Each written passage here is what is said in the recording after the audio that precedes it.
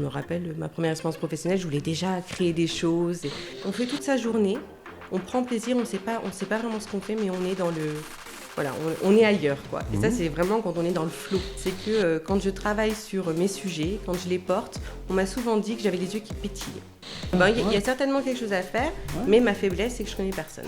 Je pense concrètement que ce que je fais, on le comprend réellement quand on le vit. C'est pas toujours... Des fois, quand j'interviens, on me dit, depuis le début, mais tu vas ouvrir la boîte de Pandore. On va aller demander aux gens ce qu'ils pensent de leur travail. C'est vrai que je pense que si on n'est pas prêt à se remettre en question, faut pas se lancer là-dedans, ça c'est clair. Il n'y a rien qui est sûr. On fait un peu de ASMR en mode psychologue. Burnout, par exemple. Voilà, c'est quand on est rentré dans une phase de stress trop prolongée. Qu'on n'a pas su effectivement redescendre le niveau de tension. Quelque chose de beaucoup plus grave que ce que les gens disent en général. En tout cas, le burn-out, c'est irréversible. Avec le Covid, le Covid par exemple, il a tous les ingrédients d'un stress énorme. Quoi. Ouais. La nouveauté, l'incertitude, le manque de contrôle, tout. Psychologie. Science ayant pour but de comprendre la structure et le fonctionnement de l'activité mentale et des comportements qui lui sont associés. Psychologue du travail. Le psychologue du travail assure des missions de diagnostic, de conseil et d'appui auprès des acteurs de l'entreprise. Perte de motivation, stress, burn-out, harcèlement, situations conflictuelles font partie de son périmètre d'intervention. Son atout, une grande capacité d'écoute. Vous l'avez compris, aujourd'hui je reçois une psychologue du travail. Entrepreneuse, originaire de Lorraine, si mes sources sont bonnes, elle est chablaisienne depuis 2018. Plusieurs de ses concepts ont été reconnus comme novateurs. Elle est là aujourd'hui pour nous parler de tout ça, mais aussi d'elle, bien sûr. Aujourd'hui, dans Chablaisien, le podcast, je reçois Cynthia Marocou. Bonjour, merci Michel. Bonjour Cynthia. Merci, c'est un très bon texte. Là, j'ai fait d'énormes recherches sur le métier de psychologue, parce que je ne sais pas ce que c'est, la psychologie non plus. Donc évidemment, je l'ai dit à l'instant, mais donc psychologue, il y a beaucoup de facettes à ce métier. Mais toi, c'est psychologue du travail. Tout à fait, c'est ça. Et je l'ai également dit. Tu es psychologue du travail, soit, mais tu es originaire de Lorraine, tu n'es pas chablaisienne. Non. D'origine. Non, tout à fait. De quelle Alors de Metz. Ah bon. Voilà, donc de Metz à la base, donc j'y ai passé mes 30 premières années. Donc j'ai toute ma famille qui est de là-bas. Bon, oui. Voilà, et puis après, j'ai eu mes premières expériences professionnelles, j'ai fait mon... Tu as quand même fait des études. Bien Comment sûr. Est-ce qu'on devient psychologue J'ai fait mon master 2 de psychologie du travail au sein de l'université de Lorraine. Il y a une spécificité à psychologue du travail. Voilà, alors les premières années, c'est un parcours de psychologue classique, les 3 premières années. Ouais. Et puis après, tu choisis des spécialités. Donc à partir de la 4e année, sur concours. Puisque la 5e année est sur concours, on ne prend qu'une toute petite partie de personnes. Donc c'est vrai que Cynthia, dès la première année, une bonne pression quand même. Cynthia, tu es une bête de concours. J'aime bien les concours, c'est vrai. Depuis que je suis arrivée dans le Chablais, je fais beaucoup de concours. Et puis tu les gagnes. Et je les gagne, oui, c'est vrai. Donc et au bout de 4 ans, tu peux choisir donc cette spécialité autour du travail. Tout à fait. Donc sur concours. Effectivement. Et ma petite bête de concours gagne ce concours. Voilà. Et donc, on est 20 sélectionnés sur 500 étudiants au départ en première année. Donc, ça écrème. C'est pas le numerus clausus de la médecine, mais on n'en est pas loin. En Master 2, je me rappelle, en Master 1, on était 120. Ah oui. Et pour passer en Master 2, ils ont retenu une vingtaine de personnes. Donc, ça écrème carrément. Quoi. Oui, tout à fait. Ouais. Donc, avec une difficulté, donc jamais le titre de psychologue si on n'a pas le Master 2. Donc, on ne peut pas être nommé psychologue, reconnu par l'Agence régionale de santé avec le titre. Et donc, toi, tu peux? Moi, je peux. J'ai un numéro. Un numéro Un numéro à délit de psychologue. Non, je ne suis pas un numéro. Je l'ai été pendant mes études. J'ai également eu des petits boulots, des petits jobs et tout ça. Et je me rappelle, je travaillais dans la grande distribution. Et j'étais le numéro 612. Ça, je me rappelle. Oui, tout à fait. Ça m'a marqué d'ailleurs sur les conditions de travail. Tu vois, ça a aussi inspiré ma carrière après par la suite. Quand même. Oui, parce qu'il y a quand même des secteurs d'activité en France et dans le monde où la bienveillance, l'humanité, etc., sont un peu... Ah bah, quand effectivement la demande est supérieure à l'offre, c'est clair que... Je me rappelle voilà, du chef de caisse, et moi j'ai une tonne de CV, donc je les remplace facilement. Oui, donc déjà quand on est dans ce genre de rapport-là, Tout à fait, ouais, enfin bon, quand on fait ça juste pour un mois ou deux en job Moi, étudiant... je l'ai fait pendant 3 ans, pendant toutes mes études. Ah oui, en plus Voilà, de l'école. en plus de Oui, mes d'accord. études, Ouais, voilà, donc ouais. un peu le week-end, le soir. Voilà, tous les week-ends, voilà, toutes les le petit vacances. bouche-trou, quoi. Ouais, toutes les vacances. Je me rappelle ma première expérience professionnelle, la première année, j'ai pas pris de congé. Ah Et oui. mon DRH me dit, mais Cynthia, il faut poser des congés. C'est Ah. important. C'est pas bien de pas prendre de congés. Et je dis, mais effectivement, j'ai pas l'habitude. Depuis 3 ans, j'enchaîne études, travail. Oui. Voilà, donc, Et on avait déjà la future entrepreneuse qui était là, quoi, finalement. Je sais pas si ça se dessinait encore à ce moment-là, mais en tout cas, je pense, voilà, avec une... Et donc, ces années d'études, donc formatrices, hein, formateuses, je sais pas comment on dit. Oh, mon Qui Dieu, ont ça... été, oui, formatrices, on peut dire, je pense. À quel moment tu arrives dans le Chablais? Donc, j'allais dire en 2018, mais c'est quoi le déclencheur? Alors, en tout départ, j'ai été effectivement 30 ans en Lorraine. Ensuite, effectivement, j'ai eu... Alors, c'est un coup de cœur, donc c'est vraiment une question émotive. D'abord, je suis partie à Lyon. J'étais allée... C'est dur, Lyon. J'ai bien aimé quand même Lyon aussi. Non. Confluence... La place Bellecour. J'y vivais à Confluence. En tout cas, j'ai bien aimé cette ville. Ça s'est bien rénové. Disons que c'est devenu, devenu agréable. C'est vrai, tout à fait. Et donc, je suis tout d'abord été à Lyon et j'y ai passé 3 ans. Donc moins qu'aujourd'hui dans le Chablais. Ah oui. Voilà. Oui. Et donc à Lyon, j'ai rencontré mon conjoint et c'est mon conjoint qui m'a amenée ici. Puisque lui, il a eu une opportunité à Lausanne, comme beaucoup de gens qui arrivent dans la région. Bien sûr. Les nouveaux entrants, c'est souvent le cas. Ouais. Oui, tout à fait. Et donc, moi, je l'ai suivi. Et j'étais enceinte à ce moment-là. Donc, mise en carrière un peu de parcours professionnel. C'est-à-dire je me suis plus consacrée pendant un petit peu de temps à ma fille. Ouais. Et puis, en septembre 2019, j'ai dit, moi, j'aime travailler. C'est vrai que c'est partie de mon équilibre de vie, ma sphère familiale, ma sphère professionnelle. Moi, aussi. par exemple, j'aime pas du tout travailler. Mais après, il faut aussi quand même. Donc, moi, je suis plus dans l'obligation. Oui, moi, je prends plaisir quand même à travailler, à me lever tous les matins.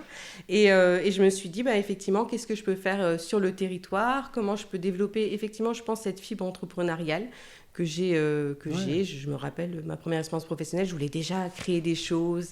Oui, ça réfléchissait déjà. Là-haut, ça fonctionnait déjà. Tout à fait. Non, en tout cas, j'ai toujours voulu. Et puis, je pense que j'ai été, de par mes positionnements dans l'entreprise, toujours assez électron libre. C'est-à-dire, je venais avec des expertises, avec une parce qu'à part caissière, hôtesse de caisse, c'est comme ça qu'on dit maintenant. Oui, c'était hôtesse de caisse, je pense. Tu as eu une vraie expérience professionnelle en tant que salarié. Voilà, tout à fait. Et donc en tant que psychologue. Voilà, alors j'étais chargée des politiques ressources humaines au sein d'un bailleur social en fait, de logement, donc, qui s'appelle Batigère. Pendant 6 ans. Donc, c'était vraiment une belle première expérience professionnelle avec des personnes qui m'ont accompagnée, qui m'ont aussi orientée sur des sujets qui aujourd'hui sont mes sujets d'expertise que je propose aux entreprises en termes d'accompagnement. Et puis ensuite, je suis passée par un cabinet conseil, donc toujours en tant que salariée pendant plus de 2 ans. Et puis après, je suis retournée salariée dans une entreprise du transport à Lyon. Voilà, donc TNT, plutôt connue, qui était en pleine fusion avec FedEx. Oh mon Dieu, ça c'est dur les fusions. Hein. Voilà, donc, souvent pour les salariés c'est dur. Oui, contexte qui peut être difficile, justement, où j'étais aussi en charge d'accompagner cette modalité de changement derrière par rapport à l'intégration avec FedEx.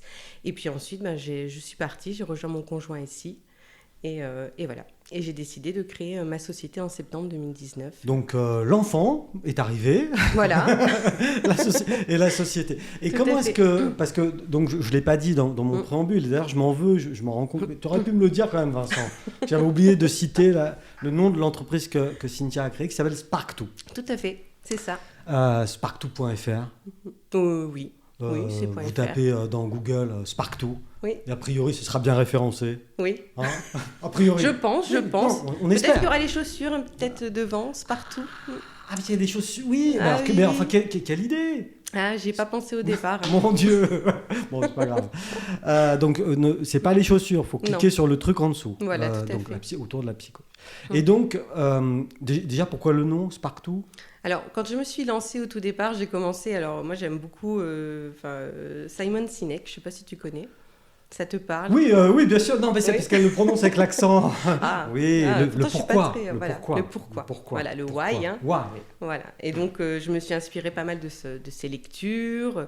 J'ai poursuivi. Je me suis dit, bon, bah, qu'est-ce qui me fait... Pourquoi, en fait, j'agis? Pourquoi j'ai envie de travailler sur ces sujets qui sont des enjeux sociaux, voilà, sur lesquels je pense qu'on parlera. Et c'est vrai après. que pour ça, Simon Sinek, alors je le prononce comme ça, parce que je suis moitié bilingue, moitié pas bilingue. Mieux que moi, peut-être. C'est intéressant pour quand on veut créer une marque. Oui, je pense. De En le tout cas, lire. il y a une introspection aussi dessus, sur son parcours, sur qu'est-ce qui nous fait vibrer au quotidien, qu'est-ce qui fait qu'on passe... on fait toute sa journée, on prend plaisir, on sait pas vraiment ce qu'on fait, mais on est dans le... Voilà, on est ailleurs, quoi. Et ça, c'est vraiment quand on est dans le flow. C'est ce qu'on flow, appelle le fameux. flow. Oui, Voilà, le fameux flow. oui. Et donc, qui nous fait nous ressentir, voilà, parce que ça fait partie de nous, c'est ce qu'on aime faire. Moi, je suis plutôt quelqu'un qui va chercher à cultiver mes forces qu'à travailler mes faiblesses. Oui, puis c'est un voilà. peu le conseil qu'on donne aussi en général. En quoi. général, oui, tout à fait. Travaille tes forces. Voilà, parce que finalement, avec ses faiblesses, on sera au mieux bien. Moyen. Ouais. Moyen plus, bien, mais Voilà. Tout à fait. D'accord. Et donc, je suis partie de là. Et puis, il y a une anecdote qui m'est revenue en tête, qui fait partie, je pense, de moi depuis que j'ai commencé à travailler. C'est que quand je travaille sur mes sujets, quand je les porte, on m'a souvent dit que j'avais les yeux qui pétillaient. Parce que je pense que je les vis, je pense que je suis totalement convaincue que ça apporte un impact positif. Et donc, cette dernière anecdote qu'une assistante de direction m'avait dit quand on m'a embauchée dans ma dernière expérience, c'est que le président avait envoyé un mail en disant « embauchant la Sparkling Cynthia ». Voilà. Ah, pétillante, oui. Voilà. Et donc, je pense que j'avais transmis effectivement aussi cette conviction. Et avec Spark2, c'est ma volonté, c'est de dire... j'ai envie que cette conviction se transmette et se diffuse dans d'autres collectifs que moi-même, quoi. Et que ce ne soit pas forcément que Cynthia qui pétille quand elle parle de Mais ces je sujets. regrette absolument pas d'avoir posé la question, parce que ça, c'est intéressant. Spark2. Oui, tout à fait. Après, ça peut être pas forcément toujours facile à prononcer. Je me suis dit par la suite, est-ce que c'était le bon choix? Est-ce que dans le Chablais, un nom anglophone, est-ce que c'était bien? Est-ce que oui, mais des fois, au vu de ton activité, tu n'es pas uniquement oui, tout à fait, localisé dans le Chablais pour ton travail. Oui. J'ai du mal à sortir celle-là, mais, mais elle est sortie. Mais quand même, j'ai une volonté de m'ancrer fortement sur le territoire. Ça fait partie de ma volonté depuis le départ de dire... Donc c'est vrai qu'à un moment, je me suis posé la question, je me suis dit, bon, est-ce que Spark2, ça va parler ici? Est-ce qu'effectivement, on va me poser la question constamment, qu'est-ce que ça veut dire? Pourquoi? Puis le terme Spark ça permet se aussi démocratise un peu, mais c'était pas ça trop... permet aussi de briser la glace. Oui, tout à fait. D'interroger. Oui, tout à fait. En tout cas, de sortir du lot. Tiens, mais c'est vrai. Oui, puis bon, je pense qu'il y a aussi une petite connotation un peu MeToo, quoi. Enfin, c'est cette notion de dire, voilà, oui, c'était un mouvement. C'était dans cette période-là, oui. C'était un petit peu après, mais comme moi j'aborde des thématiques d'égalité femmes-hommes aussi, donc voilà. Il y a quand même des connotations et donc, du coup, tu te retrouves maman au foyer, en gros, c'est ça, ici, à Thonon, ou à côté, on ne va pas donner l'adresse. À Évian. Évian, voilà. Évian, c'est le Chablais. C'est pas le centre, non, je plaisante. Non, Josiane, si tu nous écoutes, je plaisante. Évidemment. Donc, à Évian, maman, bon, voilà, t'as pas vraiment de piste de travail, le bébé pousse bien, tu connais personne. Comment tu fais pour sortir de ça? Parce qu'à part ton enfant et ton conjoint, ton compagnon... Personne. Je ne connais personne du tout. Et ma nounou. Ah, quand même. Quand même une nounou. Oui, bah ça c'est bien, c'est pratique. Voilà, qui m'a beaucoup épaulée quand même pendant ces 3 dernières années. Donc, comment tu romps l'isolement? Comment tu sors de ça? Justement, je me dis dans mes points, quand je m'identifie, voilà, je vais me lancer. Je trouve que sur le territoire, je fais des recherches sur Google. Voilà, qu'est-ce qu'on fait sur les sujets que j'ai? Est-ce qu'il y a des psychologues du travail? Je trouve rien. Je me dis, bon, finalement, il y a peut-être quelque chose. Il y a quand même pas mal d'entreprises. On est sur un territoire transfrontalier qui a quand même pas mal de concurrence aussi pour attirer la main-d'œuvre et tout. Donc, je dis, en quoi je pourrais peut-être amener des éléments qui vont faire que les entreprises d'ici vont se différencier, vont peut-être avoir des forces supplémentaires que juste la rémunération. Tu te fais ton petit benchmark. Voilà, donc je me pose des questions, je dis, il y a certainement quelque chose à faire, mais ma faiblesse, c'est que je ne connais personne. Donc, oui, ça c'est pas... Donc là, pour le coup, je me dis, comment je pourrais procéder? Et donc, je me suis dit, pour m'ancrer dans le territoire, il faut que j'aille auprès d'organismes du territoire qui sont reconnus pour une place. Et la première chose que j'ai faite, c'est de candidater à Innoval, qui est à La Roche-sur-Foron. Bon, c'est pas le Chablais. Non, mais à ce moment-là, je connaissais pas encore. Non, mais c'est pas bien. La vallée de l'Arve, le Chablais. La vallée de l'Arve, c'est pas bien. Je connaissais pas trop encore. Ouh, c'est sale, là. C'est pas beau. Il y a tout un vocabulaire quand même à prendre quand on arrive dans la région. Oui, c'est un choc pour certains. Oui, vraiment. J'ai l'expérience professionnelle actuellement dans mon travail, mon vrai travail. Parce que tu l'as bien rendu compte, un podcasteur, c'est pas mon travail. Et du coup, c'est vrai, il y a un problème d'appréciation. La vallée de l'Arve et le Chablais, c'est pas la même chose. Oui. Mais bon, c'est pas grave. Innoval, ils sont très bien. Ah oui, tout à fait. Et ils aident l'économie, ils aident les jeunes. Donc tu te rapproches d'eux. Alors. Voilà, et donc je candidate en janvier 2020 au travers d'un dossier, ce qui fait qu'en soi, rien que le dossier, c'est déjà quelque chose qui te pousse à formaliser qu'est-ce que tu veux faire, quelle va être ta valeur différenciante, pourquoi tu considères être innovant pour le territoire. Et donc, c'est mon premier pitch devant un jury à ce moment-là. On termine toujours un pitch en posant une question. C'est un peu ce que je dis, mais en même temps, c'est ce qu'on nous a dit quand on nous a formés. Messieurs, dames, c'est une petite blague privée entre Cynthia et moi. Tout à fait. Et donc, du coup, oui, alors, ça t'oblige à vraiment formaliser les choses, à vraiment bien les détailler et à pitcher. Exactement. Et là, j'avais quand même une certaine pression, parce que ça faisait 1 an que je m'étais... écartée, on va dire, du milieu professionnel, où j'avais plus forcément pris le rythme. Et c'est vrai que j'ai ressenti un stress très important dans ce pitch que j'avais jamais ressenti. Mais je pense que voilà, il y a quand même une confiance à retrouver, ou bien voilà, de sortir de... Oui, parce qu'animer des réunions, des choses comme ça dans ta vie professionnelle, tu l'avais déjà fait, j'imagine. Oui, bien sûr, oui. Mais là, tu as eu un petit coup de... Oui, je sais pas si l'enjeu était... Enfin, je pense aussi quand on se lance... on n'est pas protégé par quelqu'un. Voilà, on se lance soi-même. Donc, avant d'être Spark2, ma boîte, c'est moi. C'est pas Spark2, c'est tout d'abord Cynthia. Puis moi, je ne suis pas du tout psychologue, Cynthia, mais c'est vrai que dans ce genre d'événement, quand on met trop d'enjeux, c'est vrai dans le sport, c'est vrai dans plein de choses. Quand nous-mêmes, on met trop d'enjeux, évidemment, il peut y avoir ce petit moment tout à fait, de flottement. Mais voilà, et en tout cas, je me rappelle de 3 jours après, j'étais impatiente et j'ai reçu le coup de fil de la personne en charge des dossiers à Innoval qui m'a dit, ton dossier est retenu. À nouveau gagné. Voilà, à nouveau gagné. Et c'était le premier d'une longue liste après. Il y en a eu quelques-uns. Il y en a eu quelques-uns, oui. Cynthia, être humble. Non, quand même pas. Non, je pense pas. Après, je pense que vraiment, je mets de l'énergie. Oui. Et donc, voilà. Oui, puis ça se communique. Enfin, on a beau dire, mais à un moment donné, quand quelqu'un met de l'énergie, de l'enthousiasme, et croit vraiment à son truc, le truc, ça peut être naze, en plus. mais nous, on est embarqués, quoi. Tout à fait. Je pense qu'en tout cas, ça les a embarqués. Et donc, elle m'a dit, écoute, voilà, tu es lauréate cette année.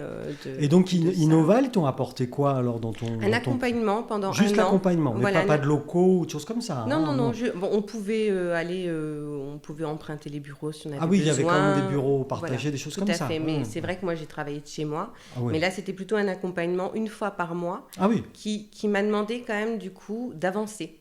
Parce que le fait d'avoir une échéance, quelqu'un qui suit, quelqu'un qui pose des questions, alors tu en es où? Tu es allé voir ces réseaux, tu as fait ci, tu as fait ça.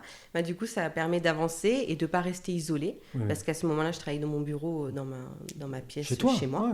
Voilà. Avec l'enfant pas loin Non, qui était chez la nounou. J'avais prévu. Non, tu t'étais déjà organisé. Non, parce que ça, c'est important ce que tu dis.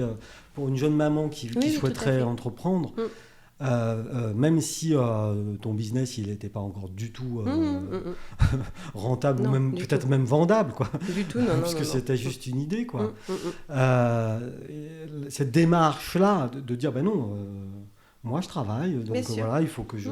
C'est Bon, ça. il faut avoir les moyens de pouvoir le faire, Mm, mm, on est bien Bon, d'accord. au début, j'ai pas fait toute la Non, semaine non, non plus, non. quoi. J'ai fait voilà, des jours, quelques jours et tout, effectivement, pour pouvoir commencer, pour pouvoir m'astreindre vraiment un rythme de travail. Hein. Oui, C'est oui. vrai que même si on est tout seul, et même si je facturais pas, parce que je pense oui. qu'effectivement, au départ, j'avais échangé avec une autre personne que je connaissais qui s'était lancée, elle m'a dit, mais il va te falloir au moins plus de 6 mois Oui. pour commencer à dire que tu as quelque chose, que tu vas pouvoir. Donc j'ai beaucoup travaillé sur mon site internet, j'ai beaucoup fait de do it yourself, quoi. Donc j'ai fait par moi-même, sur Wix, un site internet, Oh, mon Dieu. voilà. Oui, oui. Non, je Non, il y a n'aurais des- pas dû te dire Non, ça à toi, non, mais... non, c'est pas ça, Cynthia, c'est qu'il y a des mots qu'il ne faut pas prononcer ici. D'accord. Dans le truc du petit magicien, là, il y a Voldemort, on n'a pas le droit de dire Ok, ça. d'accord. Ici, Wix, on ne peut pas Ok, dire. d'accord. Moi, je Bon. dis plus. Alors. Non, non, mais c'est pas grave. Il faut que je cite d'autres marques Non. Non, ça va. Pas du tout. Non, c'est parce que sinon, c'est Vincent qui va. Non, tu t'es débrouillé toute seule avec Oui, les oui, moyens tout à qui fait. existent. Tout Tu à viens fait, de parler voilà. de Wix, Exactement. évidemment. C'est quelque chose, quand on Ouais. n'a pas de compétences, qui permet Tout à fait au de mettre départ. un petit ouais. bout de quelque chose en ligne, quoi. C'est clair. Et donc, effectivement, tu as tout un temps où tu prépares ton projet, ton offre et tout ça, mais pendant ce temps-là, tu l'as dit toi-même, on facture pas. Ah non. Non, du tout. Et là, tu avais obtenu des aides quand même, Alors, quelque chose j'étais à Pôle emploi, en fait, puisque j'avais quitté Oui, d'accord. mon emploi pour suivre le conjoint. Donc ça, ils te prennent en charge dans ces cas-là. Voilà, tout Pôle à fait. emploi. Il y a le chômage. Donc, j'avais cette période-là, Ouais. avec une date où il fallait que je me dise, bon, bah là, maintenant, il faut que je puisse moi-même vivre de mon activité. Et j'ai commencé à avoir mes premiers clients en juin 2020. Ah oui, donc Voilà, donc...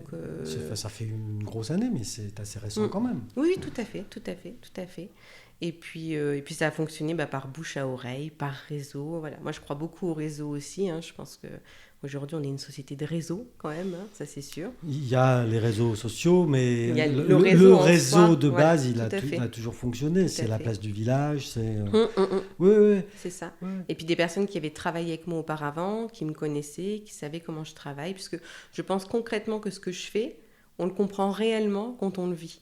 Parce que si, je peux expliquer. Bah oui, enfin, tu vas devoir expliquer un petit peu quand même. Bien sûr. Mais du coup, c'est vrai que quand on le vit, en tout cas, on comprend mieux aussi derrière, et notamment, je pense à des collectifs là, que j'ai accompagnés sur plusieurs mois, où il y a eu vraiment des impacts sur la cohésion, sur... Voilà, parce que la ton manière de travailler. domaine de compétences, ou en tout cas d'intervention, c'est quoi? C'est la cohésion des équipes? Donc tu fais du team building? Non, je fais pas de team building. Non, je te taquine. C'est sketch pour ça. Je l'ai dit dans la définition générale du psychologue du travail, il y a le traitement du burn-out, des choses comme ça. Tu fais encore des choses comme ça, toi ou... Alors, moi, je pose beaucoup de diagnostics, c'est vrai en amont, mais des diagnostics collectifs. Ouais, toi, Ouais, donc, c'était plus sur le collectif. Voilà, hein. moi, je suis plus sur le collectif, moins sur l'individuel. C'est-à-dire, je ne vais pas recevoir des personnes... Je pourrais m'installer en libéral et recevoir des personnes victimes de burn-out. Ouais. Mais ce n'est pas du tout ma spécialité, c'est pas ce que j'ai développé. Donc toi, ta spécialité, ce que tu as développé d'innovant, c'est... C'est le collectif, comment mettre en mouvement, en fait, un collectif vers, on va dire, un impact positif sur la manière de travailler ensemble, la cohésion, la performance de l'entreprise aussi. Et donc, c'est vrai que moi, j'actionne toujours le participatif. Donc, dans mes groupes de travail, peu importe où j'arrive, j'associe toutes les parties prenantes de l'entreprise qui vont être concernées par les changements qu'on va mettre en place et on construit ensemble. Donc, il y a une nécessaire confiance qu'il faut que la direction donne, parce que c'est pas toujours... Des fois, quand j'interviens, on me dit, depuis le début, mais tu vas ouvrir la boîte de Pandore. On va aller demander aux gens ce qu'ils pensent de leur travail. Madre de Dios. Vincent, ça va? T'es bien sur ta chaise? Ouais, il est heureux, il sourit. Il est comme Noupi. Oui, mais c'est peut-être ça qui impressionne le chef d'entreprise. Oui, tout à fait. Et mon travail à moi va être de le rassurer déjà dans un premier temps et de venir avec des méthodes qui vont pas être là pour déstructurer, pour renverser les pouvoirs. On n'est pas du tout là-dedans, mais de construire ensemble en respectant bien les attentes de chaque partie prenante, en les écoutant, mais en ne répondant pas à tout, on ne peut pas tout répondre, hein. Il y a des choses sur lesquelles on va Non, il y a des questions sur lesquelles il vaut mieux pas répondre. Tu dis, je viens avec des méthodes. Tu as un exemple de méthode parce que j'ai du mal à me rendre compte. Bien sûr. Bon, déjà, de toute manière, c'est quand même très ancré dans la gestion de projet à la base. Donc, déjà, tu arrives avec la gestion de projet. Donc, on va bien calibrer les choses, qui on va associer, donc des réunions en amont, pourquoi on va associer ces personnes, quel message de communication on va apporter, quel sens on va donner à la démarche, parce que surtout quand on dit on a une psychologue du travail qui arrive, voilà, donc du coup les personnes se disent qu'est-ce qu'elle va nous faire, c'est quoi le problème, pourquoi il y a ça. Il y a alors je vais résumer, mais peut-être je me trompe, mais il y a tu fais un gros travail d'explication. Bien sûr. Voilà, tu expliques les choses.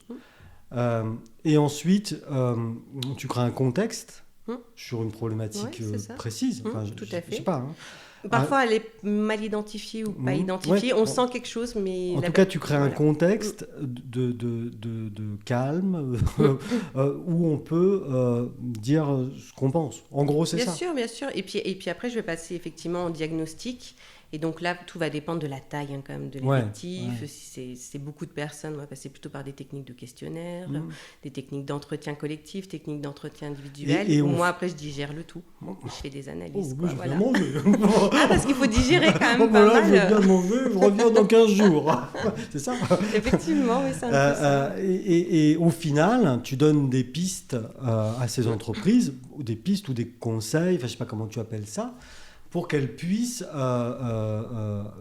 avancer, travailler mieux. Oui, je travaille avec les pistes. C'est-à-dire que je ne viens pas effectivement en rendant avec un rapport. Solution, je n'ai pas de solution toute faite. Déjà, je le dis au départ, on va construire ensemble. Donc c'est ça ton histoire de co-construction. Tout à fait. Voilà. Et vraiment, c'est rien que le fait de faire la démarche est déjà en soi une action de cohésion.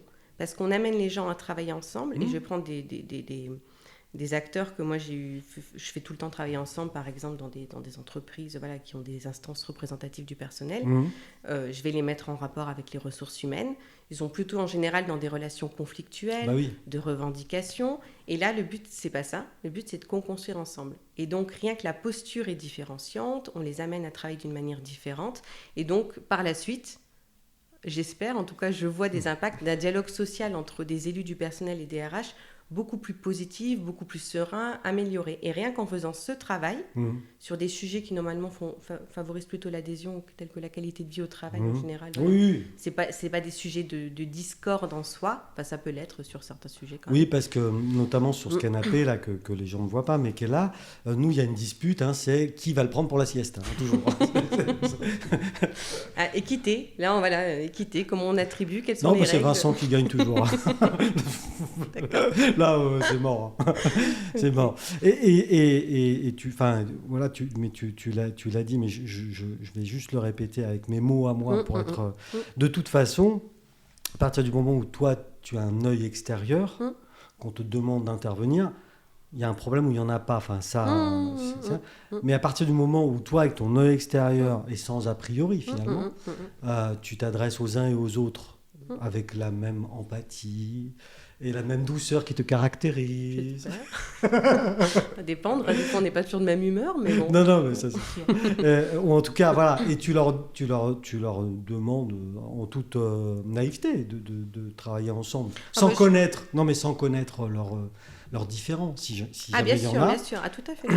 C'est ça. Oui. Et bien du coup. C'est sûr que la première réunion, j'ai ceux hyper emballés qui se disent elle a de l'énergie, on voit, elle va changer des choses, elle est pétillante. Spark.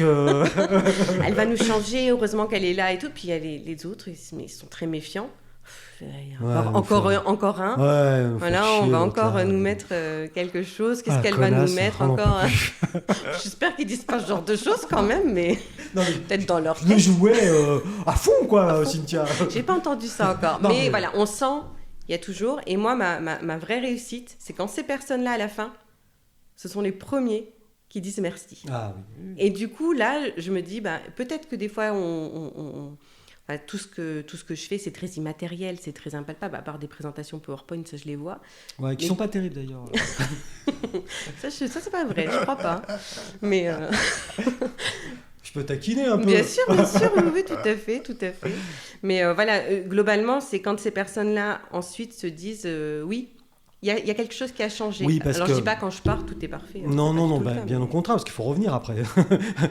Mais non, ce que je veux dire, c'est que on est quand même dans des sciences humaines, c'est comme ça que ça s'appelle, tout non? à fait, Enfin, ouais. je Oui, sais pas. c'est ça, sciences humaines et Donc sociales. tu viens de le dire, c'est immatériel.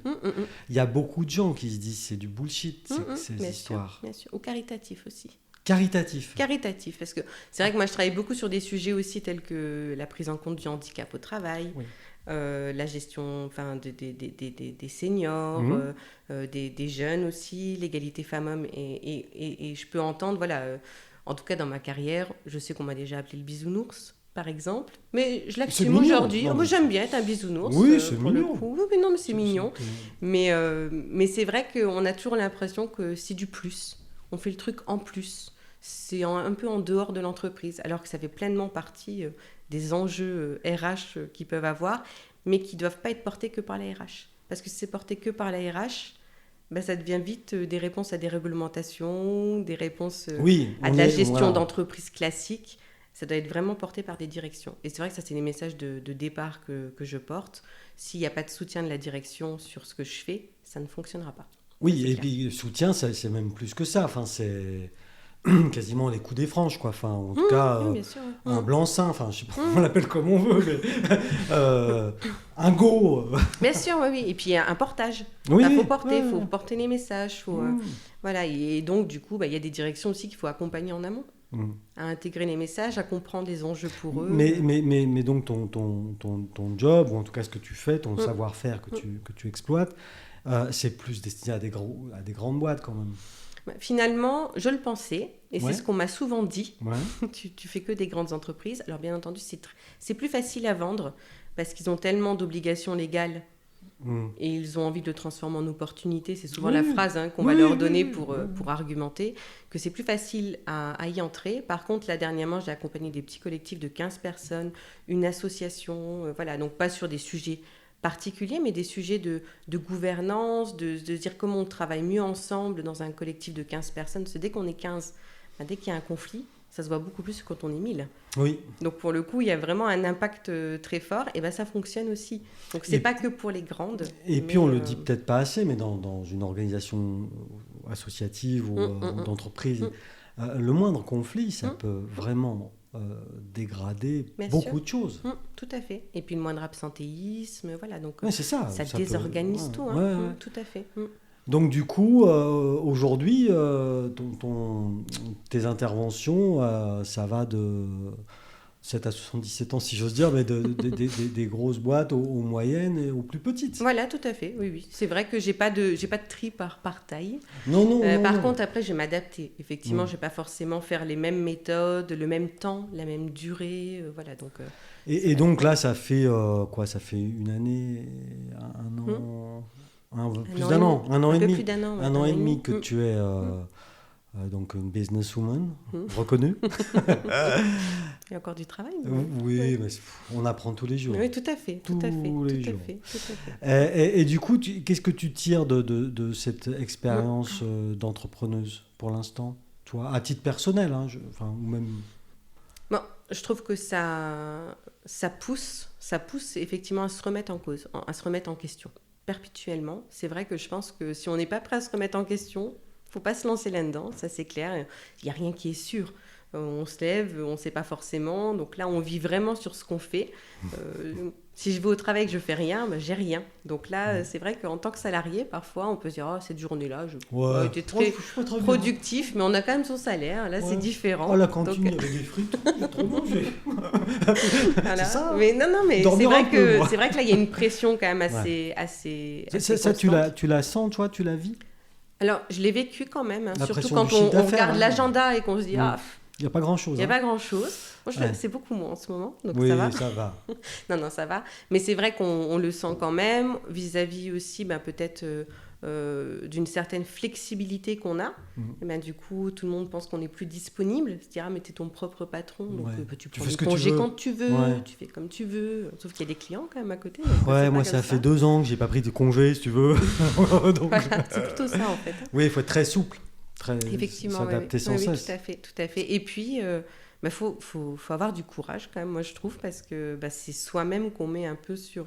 Oui, c'est un peu ce que tu sur disais le tout devant. à l'heure. Oui. Ouais. On n'est pas protégé. Enfin, là, c'est soi-même, quoi. Et là, ce qu'on fait, ça a un impact. Tout ce qu'on fait. Oui, tout à fait. Toutes les tout à décisions, fait, quelles sûr. qu'elles soient. Les bonnes comme les mauvaises. Puis d'ailleurs, on le sait qu'à la fin, ça, si c'était bon. Oui, si tout à fait. Mais j'apprends plein de choses. J'apprends aussi avec... spontanément, moi, je fais confiance, donc je vais travailler avec certaines personnes, et puis il y a des partenariats qui fonctionnent, et puis il y en a qui ne fonctionnent pas. Ouais. Donc on apprend à mieux choisir ses partenaires. Ben et oui, puis voilà, oui. donc, On a des déceptions parfois. Oui, c'est sûr. Ouais. Et tout ça, c'est un grand un grand 8 émotionnel en fait. Oui, tout à fait. Ouais. C'est pas un chemin pavé de tranquillité. Oui, non, puis je pense qu'il y a des moments où on revient en arrière, et puis des moments où on fait des bons. Et puis voilà, c'est constamment. Je sais pas forcément s'il y a pas un chemin que j'emprunterai autre à un moment ou pas. Mais Est-ce que tu regrettes d'avoir choisi cette voie-là aujourd'hui? Non, je sais pas. Non, alors c'est une question vraiment. Non, du tout. Non. Je regrette aucun de mes choix. Là. Je regrette pas du tout d'être venue ici, ce que j'adore. Ici, dans le studio. Alors déjà d'être ici, c'est très bien. C'est très. Dans le Chablais.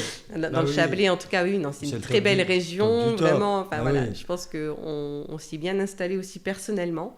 On apprécie tout le lac. Et alors, du coup, là, je vais faire parce que là, on a parlé de choses quand même un peu compliquées. Moi, j'ai le cerveau là, ça y est, il fume.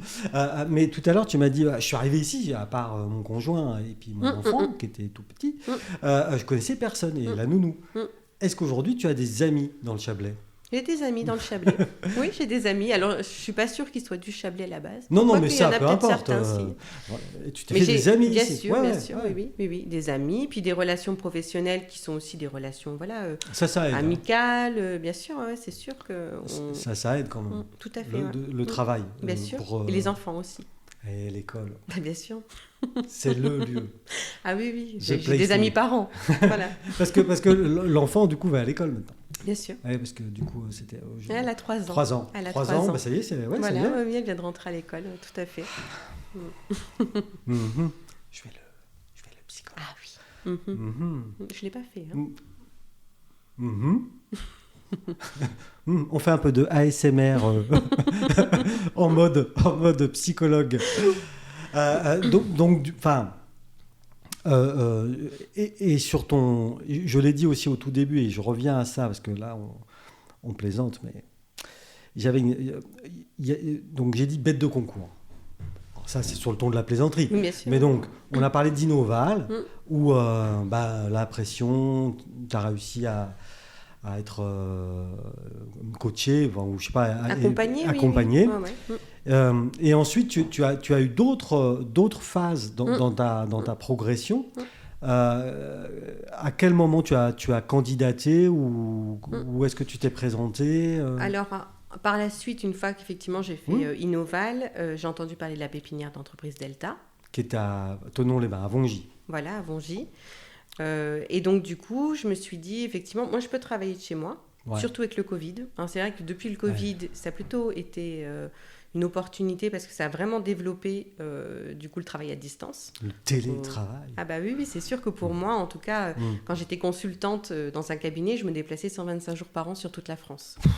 Ça, c'est sûr que je passais mon temps dans le train, à l'hôtel, manger toute seule le soir. Super.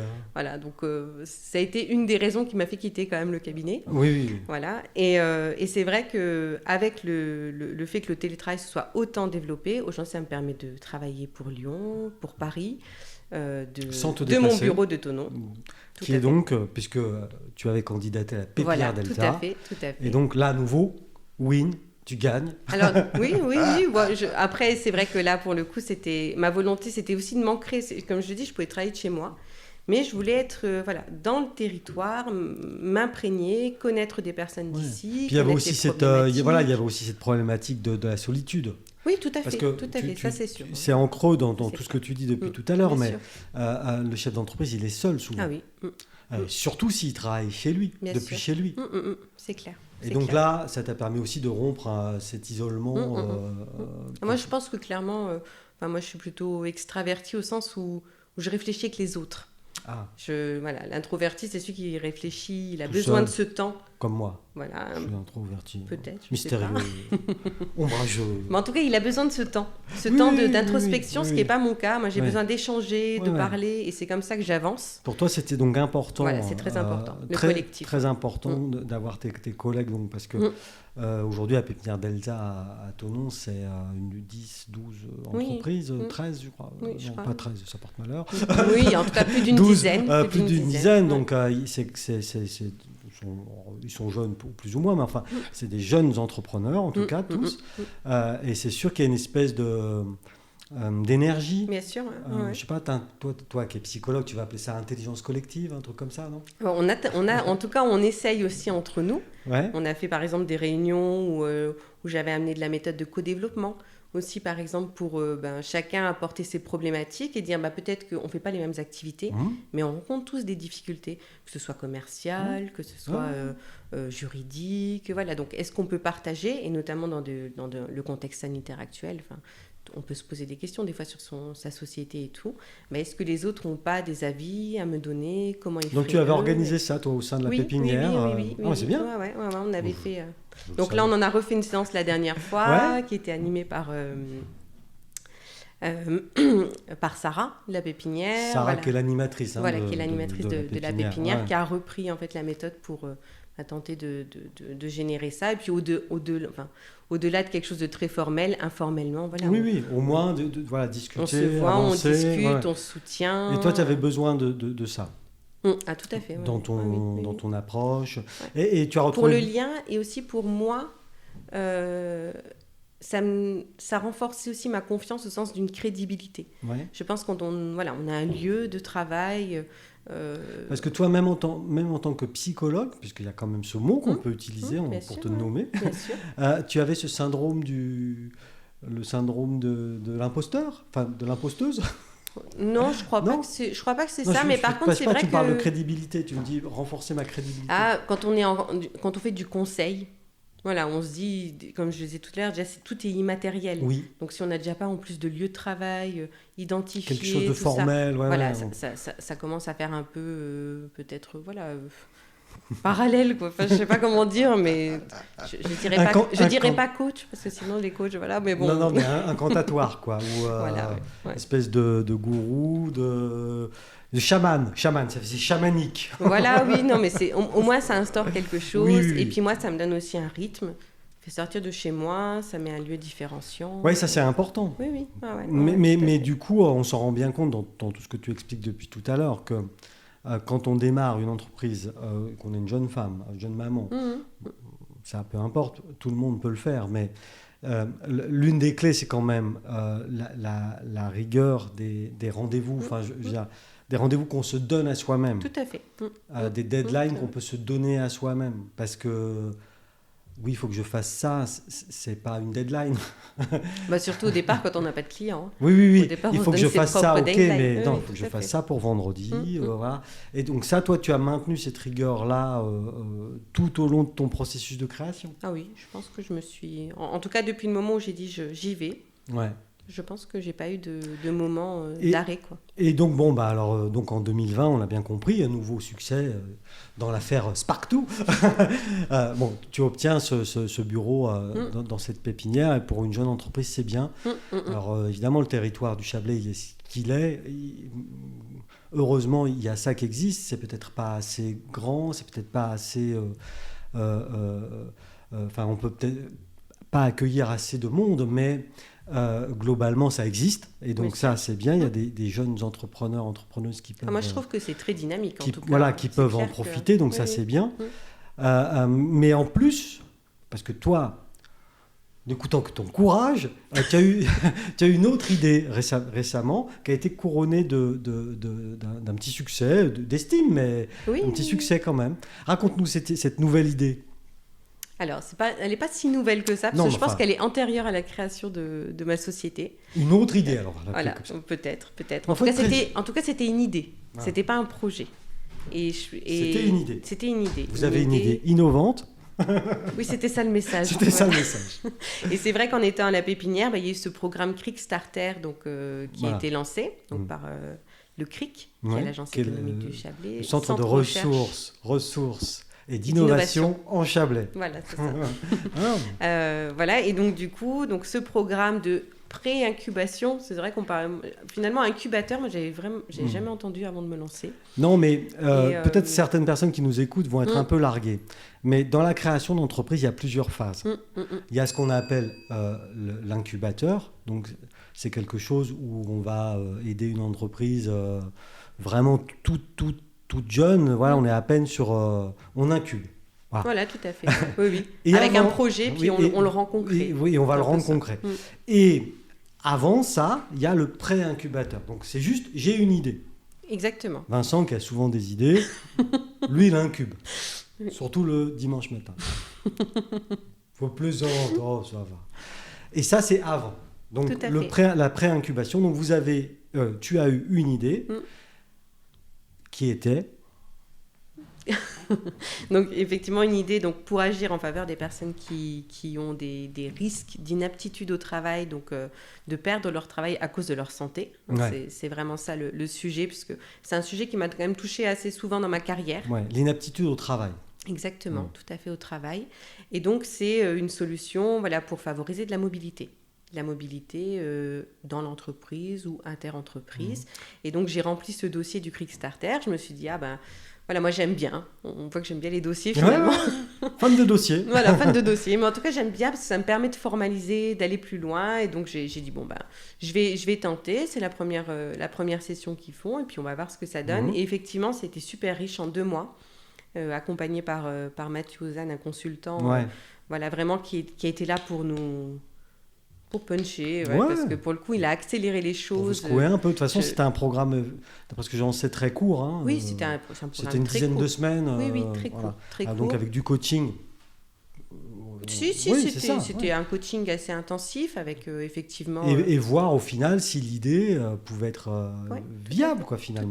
Tout à fait. Et essayer de la faire rentrer dans les cases d'un business model, est-ce que allez nous faire rencontrer aussi des futurs utilisateurs. Ça, je pense qu'on oublie souvent. Des fois, on pense qu'on a une idée, qu'elle est bonne, parce qu'on a une idée.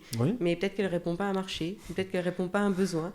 Et ça, c'est vraiment ce que nous a poussé à faire Mathieu. C'est aller rencontrer des gens, aller écouter des personnes. Et puis, j'ai beaucoup aimé sa première phrase, c'est « Vous aimez votre idée, là, maintenant, vous ne l'aimez plus. » Parce qu'elle va peut-être changer, parce que vous allez aller à la rencontre du marché. Et si on ne va pas, et ça c'était aussi une phrase qu'on m'avait dit à Innoval au tout départ, on ne peut pas créer son entreprise ou innover en restant dans son bureau. Si on veut faire quelque chose, il faut aller à la rencontre des personnes qu'on vise, il faut aller les écouter, il faut aller prendre en compte leurs attentes, leurs besoins, leurs peurs aussi.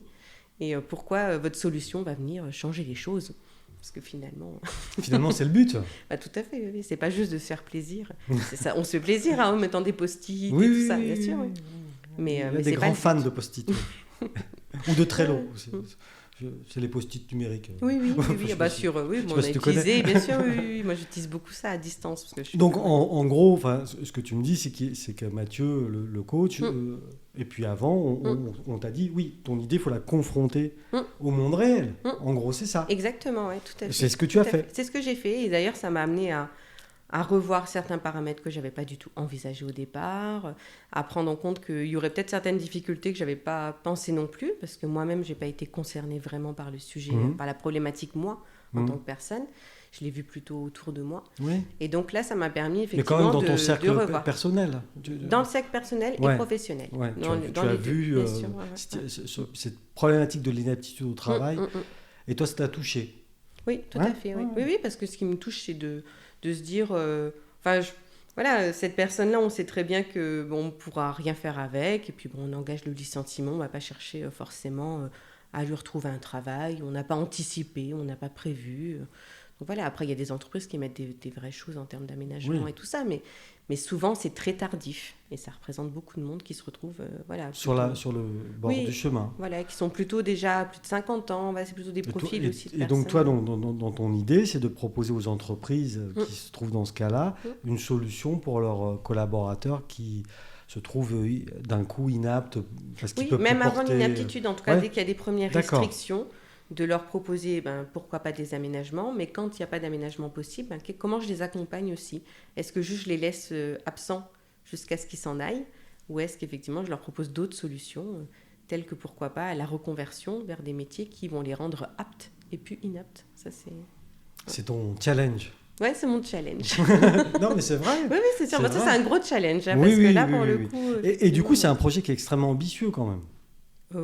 Oui, ça, oui, c'est sûr. Bah, oui, si, quand même. Oui, ça c'est clair. Oui. Et sur lequel tu veux t'appuyer aussi sur les nouvelles technologies. En tout cas, je dis nouvelles, parce que les gens emploient ce mot, mais elles sont plus nouvelles. Sur la technologie, notamment des algorithmes, notamment ce genre de choses.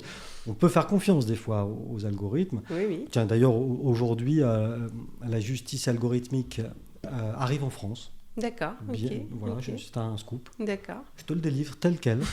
Ça n'a aucun rapport avec notre conversation. Ok, je le prends. Mais on parle d'algorithme. Donc d'accord. je te le. Ah, ok, j'irai voir. Je le pose là et t'en fais ce que tu veux. D'accord. Bientôt, tu pourras être jugé en tant que justiciable par un algorithme. Ok. Voilà. Donc, les algorithmes sont partout. Bien sûr. Et toi, tu t'es dit pourquoi pas essayer de faire rentrer cette technologie dans cette problématique-là, c'est ça ? Tout à fait, justement pour faciliter.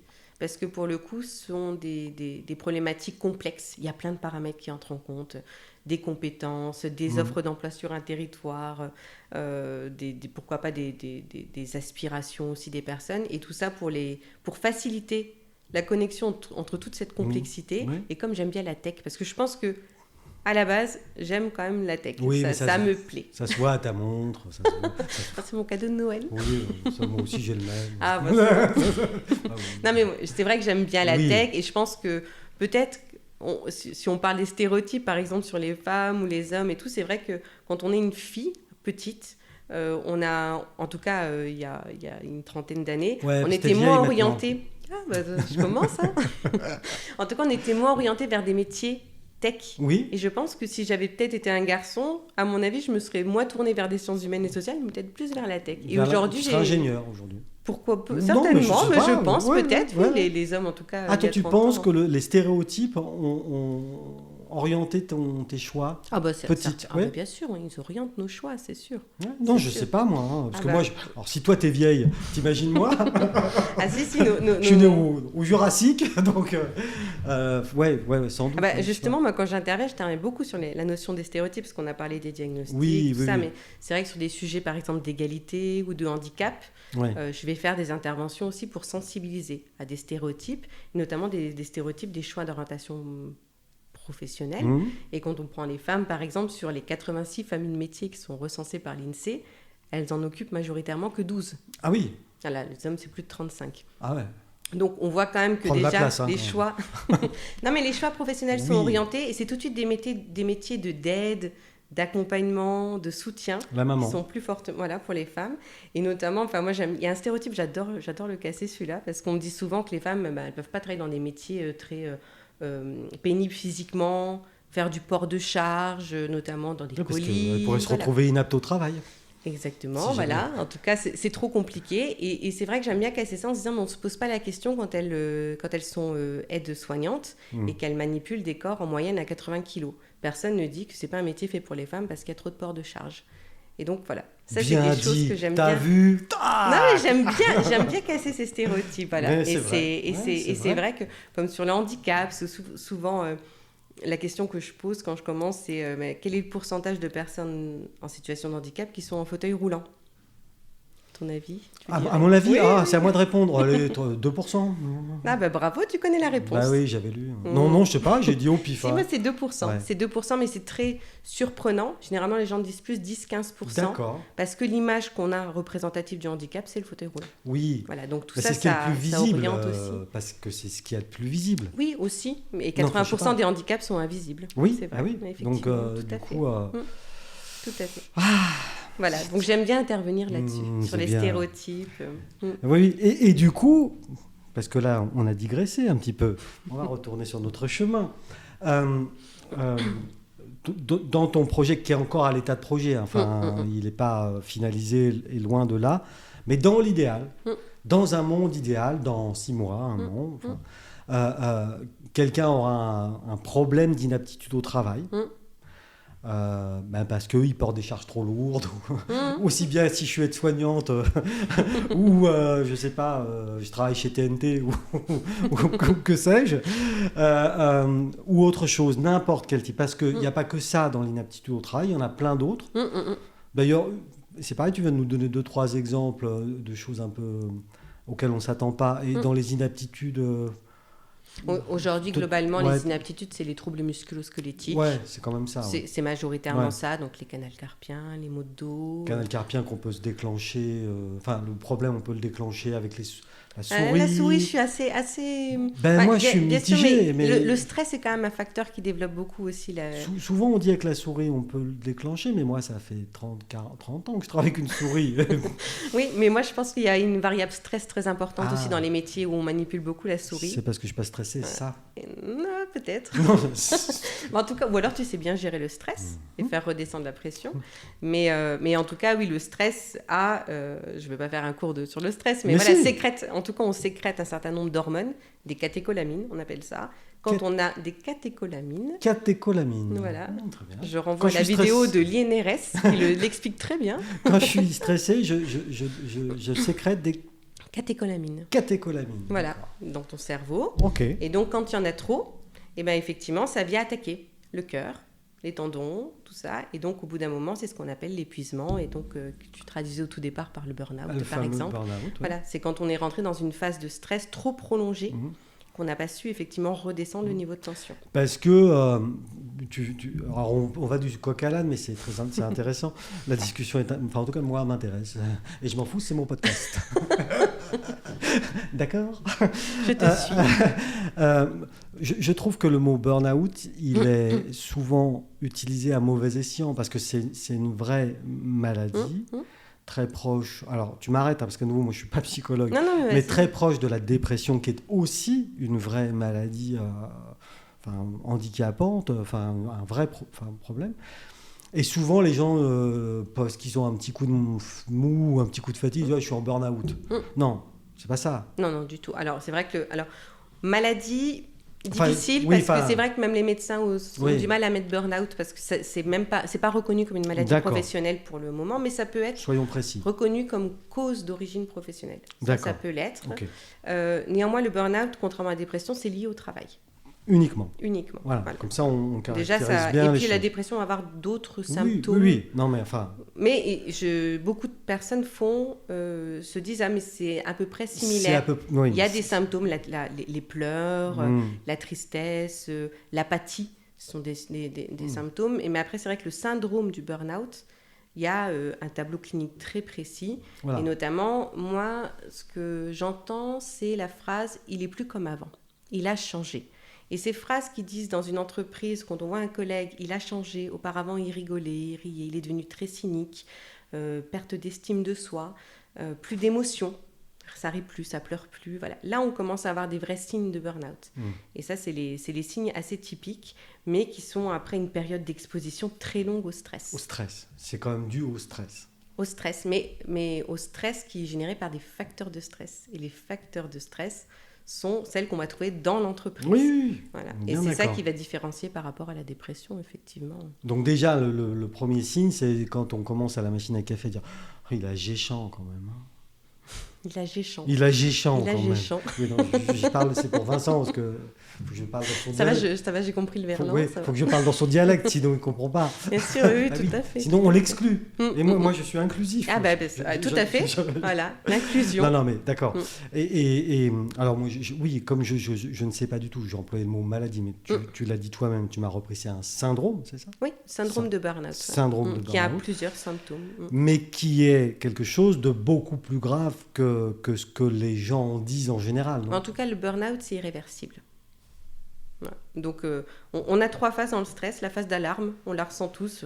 On a chaud, cœur qui palpite, ça c'est... Voilà. Et puis après, hop, c'est fini. Ok. On est redescendu. Puis après, la phase de résistance. D'accord. Tous les jours, on me demande des objectifs inatteignables. J'ai pas de soutien on parlait du soutien tout à l'heure. J'ai pas de soutien de mes collègues. J'ai pas de soutien de ma hiérarchie. J'ai également moi-même du mal à gérer mon stress. Donc tout ça, c'est des paramètres. Et puis, l'entreprise, c'est incertaine. Avec le Covid, le Covid, par exemple, il a tous les ingrédients d'un stress énorme. Quoi. Ouais. La nouveauté, l'incertitude, le manque de contrôle. Tout. Non, mais c'est vrai. Coche C'est pour toutes ça les qu'on a cases. vu des gens qui ont commencé à être las.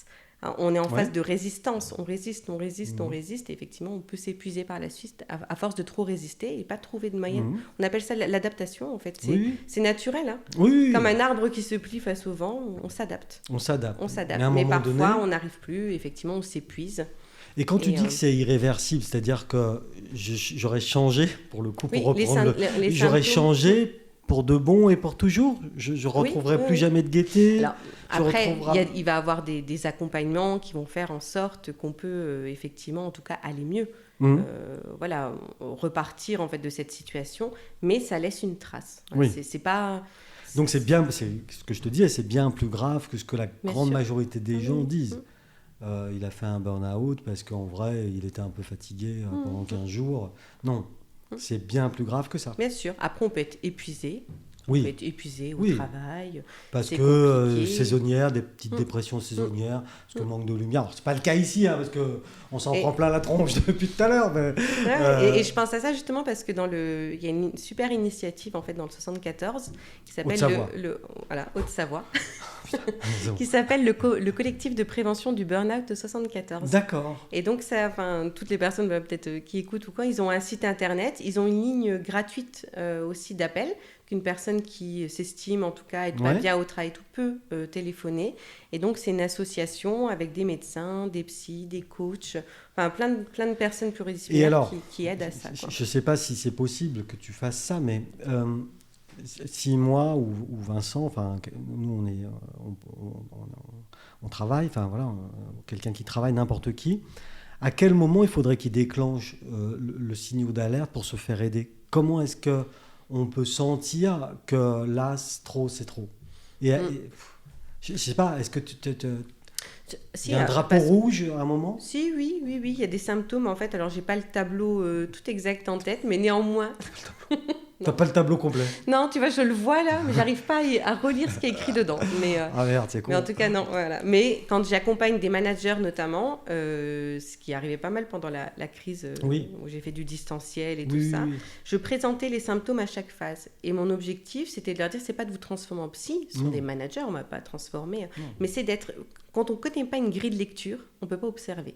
Et si vous voulez observer et déterminer s'il y a des collaborateurs qui vont pas bien actuellement, il faut que vous ayez une grille de lecture pour pouvoir les repérer. Et effectivement, dans la phase de résistance forte, on commence à avoir des absentéismes plus récurrents, des personnes qui manifestent des symptômes de démotivation. Dans le burn-out, par exemple, c'est amotivation, c'est-à-dire c'est même pas de la démotivation, c'est je fais plus rien, quoi. Voilà. En résistance, je suis démotivée. Donc j'avais des bons résultats avant, mais là j'en ai plus, j'arrive plus vraiment. Donc ça c'est du côté du manager. Tout à fait. Mais le mise en cause, si j'ose dire, je parle pour parler comme un vieux gendarme, mais le mise en cause. Le pauvre, c'est vrai que c'est souvent sur lui qu'on tape quand même. Hein. C'est vrai que le manager, comment c'est vrai que... il peut La personne, en s'écoutant, en repérant aussi ses symptômes, à quel moment il se dit là je peux plus quoi. Quand il a le sentiment de s'acharner ou d'être résigné. Généralement c'est ça. Quand je m'acharne dans quelque chose qui ne produit jamais les résultats escomptés, c'est que certainement je fais pas la bonne technique. Que j'ai pas pris la bonne technique. Et que de toute façon ça va dans le mur. Et du coup j'ai des émotions, de colère constamment, d'agressivité. L'agressivité c'est un symptôme assez intéressant. Quand je commence à devenir un peu agressif et tout. Donc, et c'est vrai que dès que je vois le nain grincheux, lui, il était donc en pré-burnout. Je sais pas là. J'ai pas fait d'analyse des Disney, mais... Donc, l'agressivité, et puis, je t'ai coupé, excuse-moi. Oui, ces symptômes-là qui se disent, voilà, je m'acharne dans une situation, ou alors résigné. Et c'est pas lâcher prise par exemple souvent il y en a qui confondent et la résignation c'est les autres responsables, c'est pas moi, de toute façon ma situation elle est comme ça, je peux rien y faire, donc quand on commence à avoir ce type de propos, il faut se poser des questions sur qu'est-ce que je pourrais faire d'autre. Donc il y a pas mal d'introspection. Et qu'est-ce que je pourrais faire pour pas que ça aille dans le mur comment je modifie la situation, qu'est-ce que je contrôle. Ça c'est intéressant de se poser la question de qu'est-ce que je contrôle. Et qu'est-ce que je souvent, on contrôle veut pas. agir sur des choses qu'on ne contrôle pas. Ouais. Et dans ces cas-là... On s'acharne ou on se résigne. Voilà. La C'est boucle ça. est bouclée. Voilà, tout à fait. Et donc, après cette digression forte, intéressante, ma chère Cynthia, donc ce projet dont on parlait, ton projet, ton idée, qui est devenu un projet maintenant, hein, Tout à fait, ouais. avec de l'algorithme dedans, un peu de tech, on l'a dit, avec un peu de suspense aussi, et avec de la résilience pour les uns et pour les autres. Non, j'essaye de revendre un peu le truc. Au final, dans un monde idéal, quelqu'un qui serait déclaré ou pas tout à fait encore déclaré inapte au travail pourra utiliser ton appli, ton site web, je ne sais pas trop comment ce sera au final, et rentrer quelques critères, pas mal de critères, parce que toi tu aimes bien les formulaires très précis. Oui, mais l'objectif c'est la simplicité et l'accessibilité. Je ne vais pas faire une usine à gaz du questionnaire, sinon, non. Sinon on va faire un bilan de compétences. Donc voilà, ce ne sera pas un bilan de compétences, mais dans un monde merveilleux et formidable, je remplis ce questionnaire et au final, ton projet, ton idée, me trouve un nouveau job, près ou pas de chez moi, enfin peu importe. En tout cas, il y aura. Mais ce sera dans les critères, dans les critères que j'aurai moi en tant que mise en cause déclarée. Et au final, dans ce monde idéal, ton appli aura changé ma vie. C'est ça que j'espérerais. C'est ça. Ah oui, c'est bien. Non, c'est beau. C'est ça. Oui. Et c'est pour ça que tu as gagné. Je le reprendrai pour mon pitch. Oui, consulte-nous, nous sommes très bons en communication. En plus, on te l'offre. Ça, c'est cadeau. Okay. Et donc, c'est cette idée et ce projet que maintenant tu développes. On est d'accord, c'est pas juste une idée. Là, tu te lances. Aujourd'hui, c'est un projet. Oui, et donc, effectivement, derrière, maintenant, il va falloir que j'identifie des étapes suivantes. Et notamment, la prochaine, c'est l'étude de faisabilité. Parce que même si j'aime bien prendre des risques, je les mesure quand même. Le peu de trésorerie que tu as réussi à te faire, tu voudrais pas tout foirer. Exactement, tout à fait. Que tu aimerais quand même en 2028 te payer des vacances. Donc, En tout cas, voilà, mon objectif aussi quand je me suis lancée dans mon activité de conseil était de dire, ça me permettra, et tu l'as très bien dit, de faire une trésorerie pour pouvoir aussi derrière développer cette solution. Ce mouvement en fait s'appelle la Tech for Good et c'est vrai que ça a beaucoup d'impact aujourd'hui dans les sujets sociaux et sociétaux que je traite. C'est comment la tech peut faire du bien et comme tu l'as dit, ça me fera du bien. Et c'est l'objectif, de servir de ça et de servir de mes autres compétences, mes expertises sur les sujets, pour pouvoir l'emmener dans le monde de l'entreprise aussi derrière. Donc, tu gagnes un peu d'argent, tu gagnes de l'argent, beaucoup d'argent d'ailleurs maintenant, avec Spark2. Non, c'est une entreprise qui se développe et tu gagnes raisonnablement de l'argent. Je ne vais pas te mettre les impôts sur le dos. Non, ça part en n'importe quoi cette histoire. Tu gagnes ton argent, mais tu en gardes une partie pour potentiellement réinvestir dans l'idée dont on vient de parler. Tout à fait, voilà. Donc c'est exactement ce que je disais tout à l'heure au tout début. Pleine d'ambition, mais de l'ambition, de la bonne ambition, je dirais. C'est-à-dire de l'ambition pour faire des choses. Tout à fait, je pense que... En tout cas, j'ai envie d'avancer et d'apporter quelque chose. Et alors, on se donne rendez-vous quand pour utiliser cette appli ? Parce que moi, je suis, à cause de mon canal carpien dû à la souris, je suis bientôt inapte. Alors... C'est dur là, de dire une date quand même, parce que voilà, je pense que en tout cas, l'année 2022, ça va être une année qui va dire go ou no go. Voilà, aujourd'hui, j'ai un projet... Qui est bien étayé quand même. Mais je pense qu'on peut encore aller plus loin et peaufiner tout ça, mais j'ai un projet et maintenant, il va falloir qu'il devienne viable et faisable. Voilà. Et donc, 2022, pour moi, c'est ça. Je dirais même faisable et viable. Faisable et viable. C'est mieux dans ce sens-là, effectivement. Bon, on verra bien. Et puis en 2023, pourquoi pas ? Bon. En tout cas, on peut se fixer l'objectif là.